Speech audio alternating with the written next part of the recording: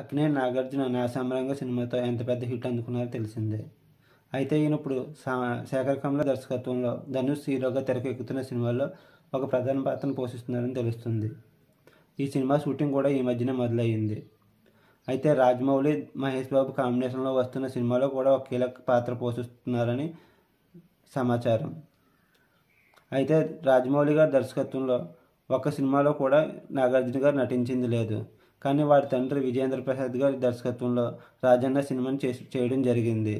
అలాగే మహేష్ బాబుకి ట్వీట్ చేస్తూ, మీ నాన్నగారు మా నాన్నగారితో నటించారు, నేను మీ నాన్నగారితో నటించాను, ఇప్పుడు మీతో నటించాలని ఉంది అని ట్వీట్ చేయగా మహేష్ బాబు గారు ఆ ట్వీట్కు సమాధానం చెప్తూ తొందరలోనే చేద్దాం సార్ అని ఒక రిప్లై అయితే ఇవ్వడం జరిగింది. దీన్ని బట్టి చూస్తుంటే రాజమౌళి మహేష్ సినిమాలో పాత్ర చేస్తున్నట్లు 100% రుజువు అవుతుంది. మీకు నా వీడియో నచ్చినట్లయితే లైక్ చేయండి, షేర్ చేయండి, సబ్స్క్రైబ్ చేయండి, కామెంట్ చేయడం మర్చిపోవద్దు. Thank you.